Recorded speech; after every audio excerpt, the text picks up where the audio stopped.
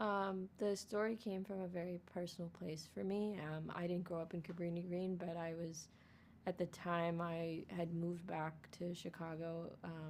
My father had passed in 2013, and I had moved back and was working out with my siblings what we were going to do with our family home. And the city felt very different coming back, and the home felt very different without my father there. And I was interested in exploring this relationship to home and what it means to people. And I wanted to explore it through the lens of a community. Cabrini Green was a very vibrant community. And I wanted to explore it, like what the high rises meant to them, especially because it's a place that no longer exists. And so I was put in touch with former residents, and one interview led to another, and this process started in 2018.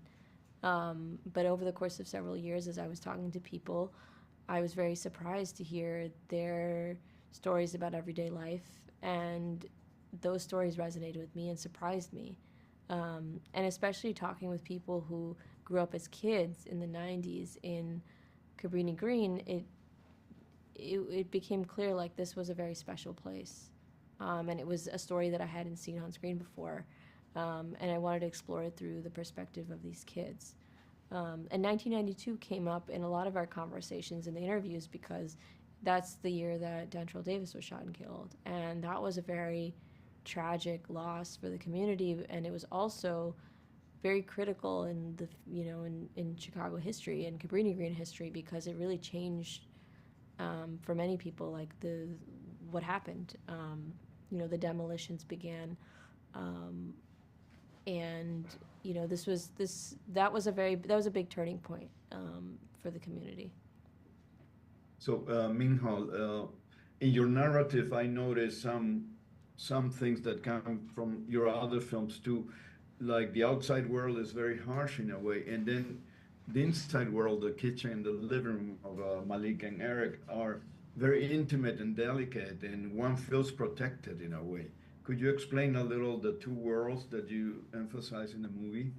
Yeah, it was, the dominant cultural narrative of Cabrini Green at the time was that it was a very dangerous place. And while there's some truth in that, I also wanted to share this story with, coming from a different perspective.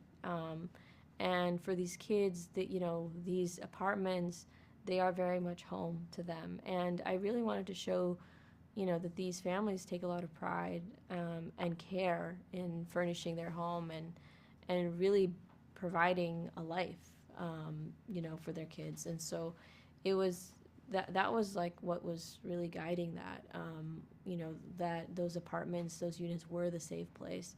But at the same time, there are moments in the film where they are able to leave the neighborhood and explore the city, and that also was really exciting for them.